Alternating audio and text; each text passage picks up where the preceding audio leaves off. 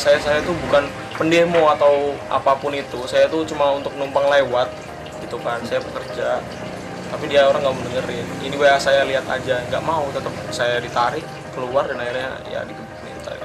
Dalam pasal 23 Perkapolri nomor 9 tahun 2008 jelas terhadap pelaku pelanggaran melakukan anarkisme dan lain-lain dalam proses unjuk rasa, polisi tidak boleh melakukan hal yang tidak manusiawi, tidak boleh menyeret, tidak boleh melakukan kekerasan, bahkan terhadap senjata-senjata pun sudah sangat diatur itu.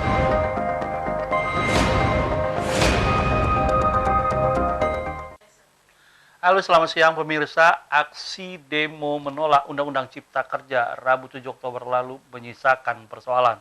Salah seorang warga yang bukan peserta demo menjadi sasaran kemarahan aparat kepolisian. Warga yang bernama Asep Nasrullah kemudian menuntut keadilan dengan meminta pendampingan Lembaga Bantuan Hukum Bandar Lampung. Pemirsa, berikut catatan kasus polisi pukul warga bukan peserta demo.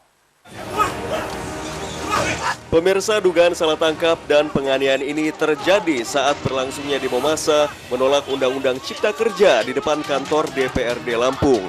Aparat kepolisian bertindak anarkis dan menangkapi orang yang ada di sekitar lokasi kejadian. Salah satu korbannya adalah Asep Nasrullah. Meski sempat berteriak jika dirinya bukanlah peserta aksi demo, namun aparat kepolisian tetap saja memukuli. Akibatnya Asep Nasrullah, warga Kelurahan Sukarame 2, Teluk Betung Barat, Bandar Lampung ini harus dilarikan ke Rumah Sakit Cokro-Dipo, Bandar Lampung. Saat kejadian, korban tengah dalam perjalanan ke tempatnya bekerja. Karena ada demo, korban berhenti di depan sebuah minimarket. Polisi yang sedang memukul mundur masa pendemo kemudian menarik korban yang sudah berlindung di dalam minimarket dan memukulinya berulang kali. Ironisnya, setelah memastikan korban bukanlah peserta aksi demo, aparat kepolisian Polda Lampung kemudian meninggalkan korban begitu saja di lokasi kejadian. Dari Bandar Lampung, Ruslan AS, iNews melaporkan. Ya baik pemirsa, kita akan membahas tema kita siang hari ini, polisi pukul warga bukan peserta demo, dengan narasumber yang telah hadir bersama saya di siang hari ini. Beliau adalah Kepala Divisi Advokasi Lembaga Bantuan Hukum Bandar Lampung, Bung Kodri Ubaidillah. Selamat siang, Bung Kodri. Siang. Apa kabar? Alhamdulillah sehat, Bang. Sehat ya. Meskipun banyak yang datang minta bantuan, masih seprotek? Siap Siap ya. Aksi demo menolak Undang-Undang Cipta Kerja. Nah, yang menarik adalah salah satu adalah dampak dari demo itu ada korban yang dipukuli aparat, katanya bukan peserta demo, dan itu minta pendampingan LBH. Mungkin sampai situ. Saya mau tahu dulu, benar atau tidak itu informasi itu? Iya, benar informasi yang gimana? Kawan-kawan di iNews dapat. Oke. Bahwa dalam proses aksi massa, ya, kawan-kawan mahasiswa, buruh maupun masyarakat sipil di Lampung terhadap penolakan Undang-Undang Omnibus Law Cipta Kerja. Cipta Kerja, oke. Ya, dan itu ternyata masih menyisakan banyak masalah. Oke. Selain undang-undang yang kita juga anggap itu masih banyak permasalahan, ternyata dalam proses penanganan aksi massa itu pun banyak sekali permasalahan, bahkan apa yang telah dilakukan oleh aparat kepolisian itu adalah syarat terhadap pelanggaran hukum dan hak asasi manusia. Oke. Nah, begitu. katanya ada beberapa korban yang warga yang menjadi korban. Bahkan ini yang menarik adalah ini bukan peserta demo. Nah, salah satu tadi Asep ya. Bisa diceritakan seperti apa sih kronologis sehingga Asep ini menjadi korban pemukulan hingga akhirnya diminta pendampingan ke LBH? Oke. Nah, pertama yang mau aku sampaikan bahwa dalam proses aksi massa tanggal 7 sampai dengan tanggal 9 Oktober kemarin, ya kan, itu sangat banyak warga, masyarakat, mahasiswa, ya kan, buruh, bahkan termasuk warga sipil itu ditangkap dengan alasan tidak jelas oleh kepolisian. Oke. Nah, data yang kita himpun juga di tanggal 7 sampai dengan tanggal 9 itu ada 242 orang yang kemudian itu ditangkap dengan status yang tidak jelas oleh kepolisian Polda Lampung maupun Polresta Kota Bandar Lampung. Itu termasuk sebagian juga pelajar di dalamnya? Termasuk sebagian pelajar. Oke. Data yang kita dapat, kemudian kita hanya bisa mengakses 19 orang yang kemudian itu ditangkap di tanggal 7, baru dipulangkan kemudian di tanggal 8. Oke. Nah, kemudian terhadap warga yang bernama Asep, itu tidak masuk di data kita. Oke. Tidak masuk di data kita waktu kita mendata orang-orang yang ditangkap di Polresta Bandar Oke. Lampung. Artinya ini di luar. Dia di luar, kemudian kita kan ada hotline pengaduan Oke. terhadap kebebasan berpendapat di wilayah Lampung. Nah, kebetulan LBH Bandar Lampung sebagai koordinator advokasi, tim advokasinya itu LBH Bandar Lampung. Nah, kemudian Asep melalui hotline kita, dia menghubungi kita untuk meminta pendampingan. Oke. Karena pada tanggal 7 sekitar pukul 20.30 Asep baru pulang dari tempat kerjanya, yang kemudian dia melihat di Jalan Walter Mangonsidi, khususnya di minimarket, salah satu minimarket di Jalan Walter Mangonsidi, melihat kerumunan massa. Oke. Kemudian karena beliau takut, kemudian dia masuk ke minimarket tersebut. Oke. Waktu beliau masuk ke minimarket ternyata ada oknum polisi itu masuk ke dalam dan disitulah terjadi dugaan penganiayaan yang dilakukan. Oh, artinya polisi yang masuk ke dalam, bukan Masuk ke polisi dalam. nunggu di luar. Bukan, jadi Oke. dari kronologis yang disampaikan oleh korban, Oke. itu ada oknum polisi, anggota polisi yang masuk ke dalam minimarket, ya kan, kemudian terjadi dugaan penganiayaan yang dilakukan. Nah, Ya. dari Oke.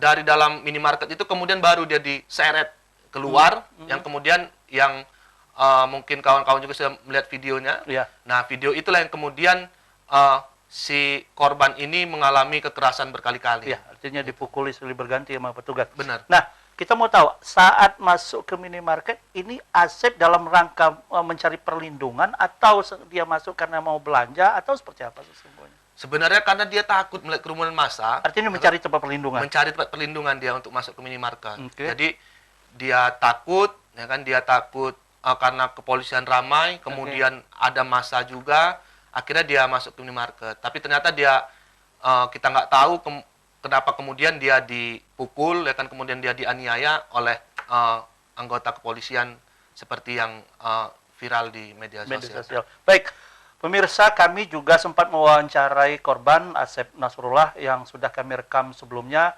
Berikut tayangannya.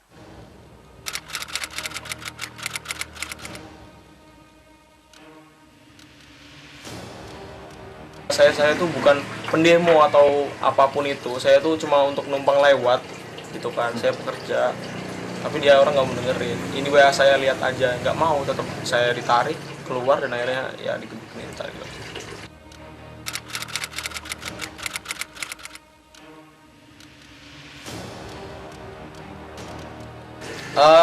Kalau dari perasaan saya sih enggak sih. Cuma mungkin yang ini nih, yang retak ini, yang masuk ke dalam ini mungkin pakai senjata ya, nggak mungkin kalau digebuk masa bisa nyampe masuk sih tengkorak saya gitu. Udah itu aja sih.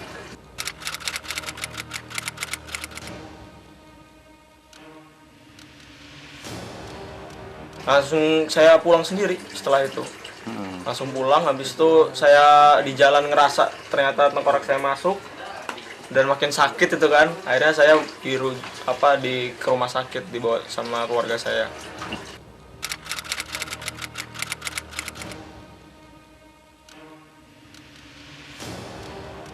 Cuma nggak tahu kalau itu.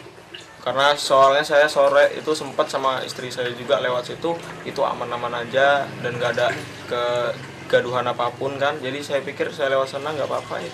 Taunya ada kayak gitu.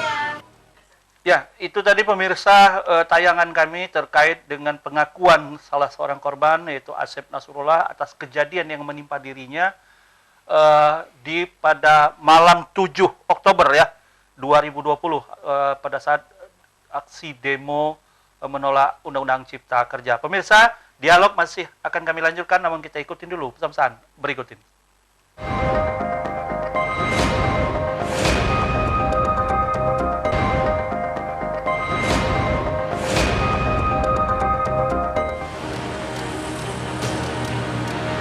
Aksi kekerasan dan dugaan salah tangkap yang dilakukan oknum aparat kepolisian Polda Lampung terhadap sejumlah warga saat terjadi kericuhan demonstrasi menolak disahkannya Undang-Undang Cipta Kerja di depan kantor DPRD Provinsi Lampung berbuntut panjang.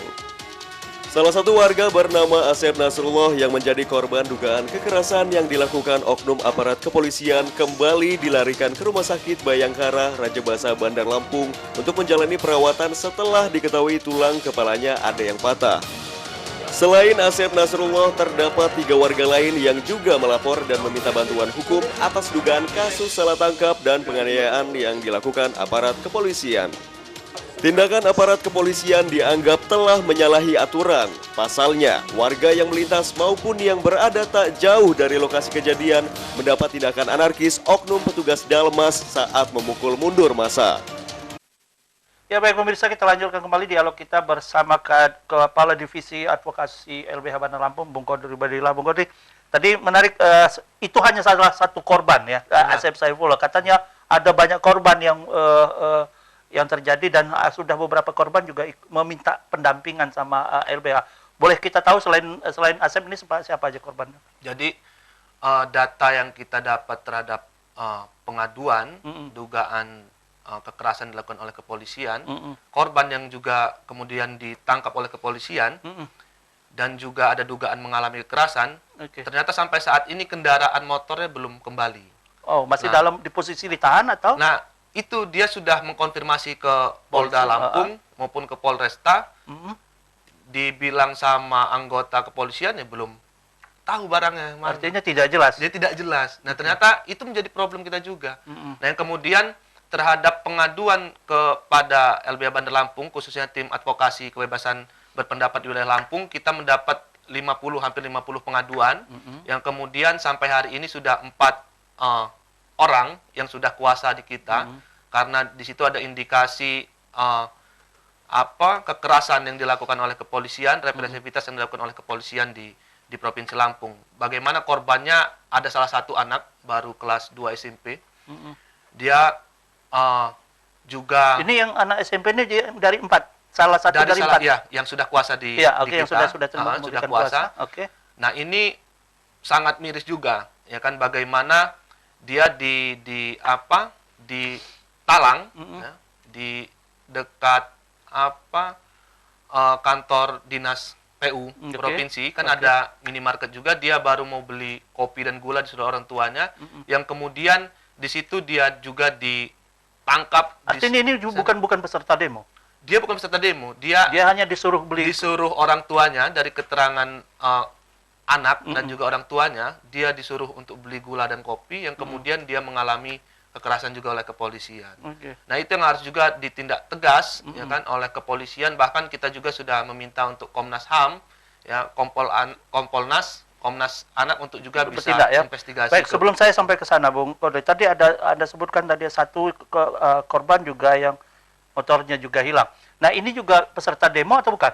Dia bukan peserta demo. Dia lagi-lagi juga bukan peserta demo. Bukan. Hanya kebetulan ada di lokasi. Hanya kebetulan dia melintas di lokasi, yang kemudian kepolisian kan melakukan sweeping, yang kita tidak tahu dasar hukumnya melakukan sweeping dalam hal orang untuk menyatakan pendapat di muka umum terhadap penolakan Undang-Undang Omnibus Law. Nah, kemudian kepolisian melakukan sweeping di Kota Bandar Lampung, bahkan di gang-gang kecil kepolisian mulai masuk untuk melakukan sweeping. Nah, itu kan kita anggap pembungkaman terhadap demokrasi. Maka itu kita mengecam juga tindakan-tindakan seperti itu. Kalau boleh tahu, pada saat ini boleh tahu korbannya siapa yang ini kehilangan motor ini?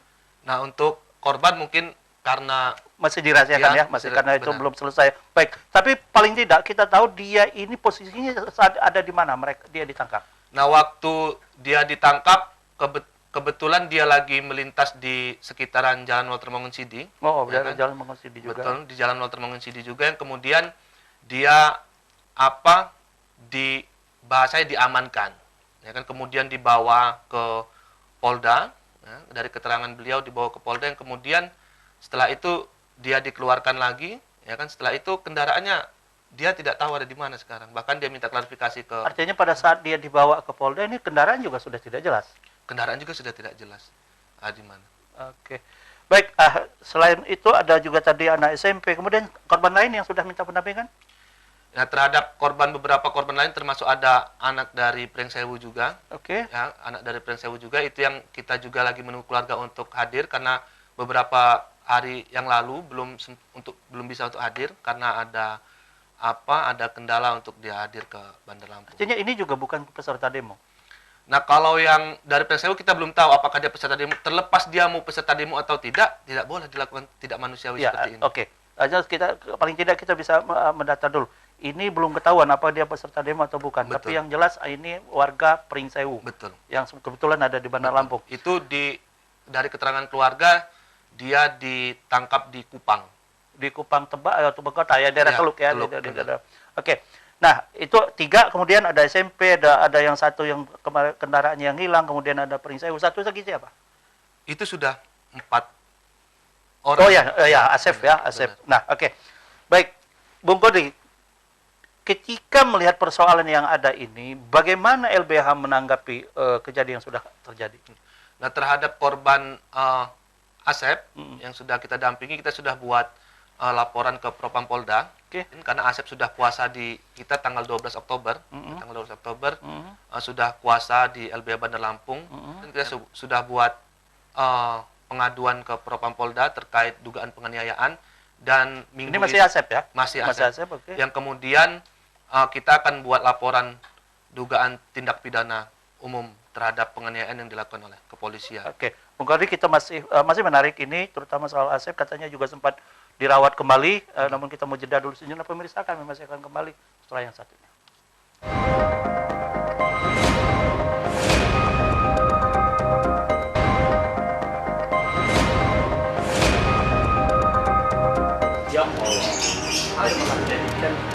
Lembaga Bantuan Hukum atau LBH Bandar Lampung memastikan akan meneruskan kasus salah tangkap dan penganiayaan oleh oknum aparat Kepolisian Lampung ke Komisi Polisi Nasional, Lembaga Perlindungan Saksi dan Korban, serta Komnas HAM dan Komnas Anak.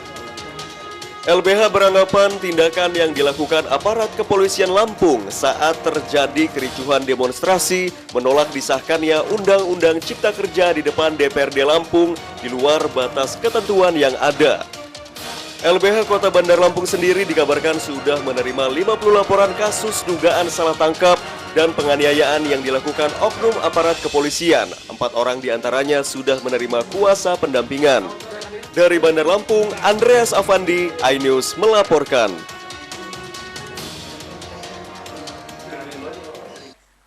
Ya baik pemirsa, kita lanjutkan kembali dialog kita di catatan kasus pekan ini bersama Bung Kodri Badila dari LBH Bandar Lampung. Bung Kodri, tadi kita terputus soal, masih menarik ini soal Asep Nasrullah. Yang menarik, kita tahu katanya beliau ini, bang juga kita dapat gambarnya, beliau dirawat kembali.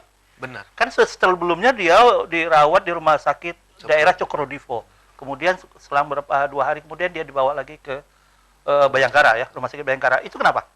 Nah, jadi waktu di rumah sakit Cokrodipo, waktu beliau melakukan visum dan lain-lain itu, ternyata itu harus CT scan. Oke. Nah, kemudian waktu di rumah sakit daerah beliau karena tidak punya biaya, itu kemudian pulang ke rumah. Oke.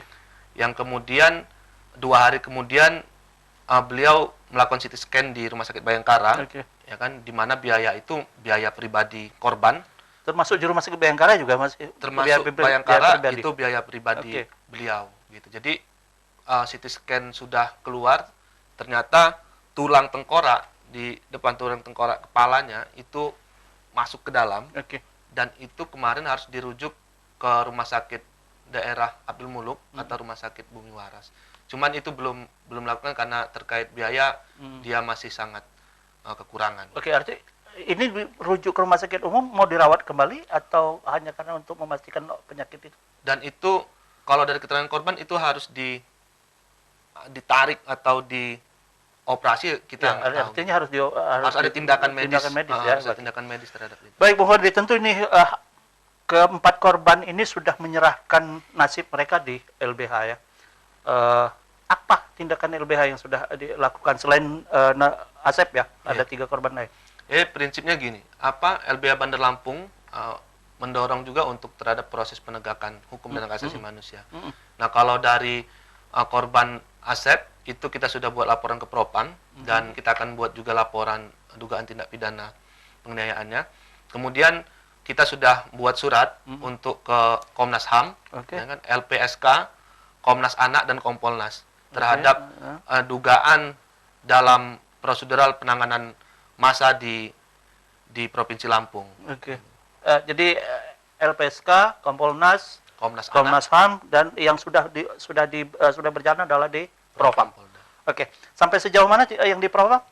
Di Propam kita tinggal nunggu hasil dari Propam, dan kita berharap kepolisian bisa menindak tegas secara proporsional. Ya kan, jangan sampai tindakan-tindakan seperti ini, ya kan, pembungkaman maupun sweeping yang dilakukan bahkan dengan kekerasan itu terulang kembali. Gitu, Bang. Bang, Bung Kodri, selain ini pernah tidak LEBH menangani kasus-kasus seperti ini, kekerasan ini? Artinya apakah kasus seperti ini sudah sangat sering terjadi dilakukan oleh aparat kepolisian?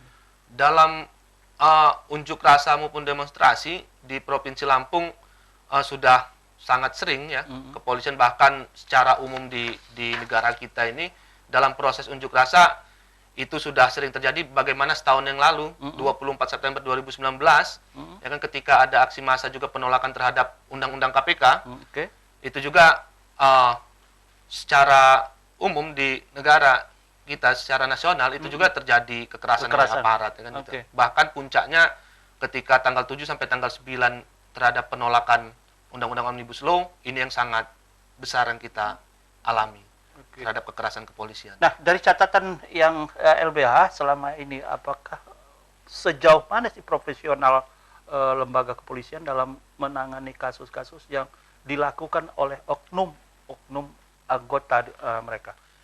Nah, dalam prosesnya sudah sangat jelas kan, diatur dalam Perkapolri nomor 9 tahun 2008 terkait penyelenggaraan dan penanganan unjuk rasa, dan kemudian juga ada di Perkap tahun 2010 ya, itu juga kan mengatur bagaimana kemudian kepolisian melakukan pengamanan terhadap unjuk rasa, dan itu harus dijamin terhadap orang yang menyampaikan pendapatnya di muka umum, terjamin. Bahkan dalam pasal 23 Perkapolri nomor 9 tahun 2008 jelas terhadap pelaku pelanggaran melakukan anarkisme dan lain-lain dalam proses unjuk rasa, polisi tidak boleh melakukan hal yang tidak manusiawi, tidak boleh menyeret, tidak boleh melakukan kekerasan, bahkan terhadap senjata-senjata pun sudah sangat diatur itu. Jadi sejauh mana profesionalnya kita rasa harus ada evaluasi secara nasional, ya kan, dilakukan di tubuh Polri sendiri. Gitu. Baik, Bung Hodri, terakhir saya mau tanya hasil akhir dari perjuangan Anda dan teman-teman, apa yang ingin dicapai? Terhadap capaian dalam proses pendampingan, ya kita lagi meminta kepada lembaga-lembaga negara terkait dalam proses investigasi terhadap penyampaian pendapat di muka umum ini, ya kan, bagaimana indeks demokrasi kita di Indonesia yang sampai saat ini menurut saya itu sudah turun drastis ya. Baik, Bung Hodri, sama terasa kita sampai di penghujung waktu, tapi mudah-mudahan kita masih bisa berdialog lagi dengan kasus-kasus yang lain. Mudah-mudahan perjuangan Anda dan teman-teman dapat bisa membantu keempat korban ini untuk mendapatkan hak-hak keadilan bagi mereka, ya. Pemirsa, polisi merupakan pelindung masyarakat, sehingga tak sepantasnya jika bertindak semena-mena atau main hakim sendiri kepada masyarakat, terlepas masyarakat melakukan kesalahan atau tidak. Pemirsa, demikian catatan kasus pekan kali ini. Saya Irwan Marwan, mewakili kru yang bertugas, undur diri. Mengucapkan terima kasih. Wassalamualaikum warahmatullahi wabarakatuh.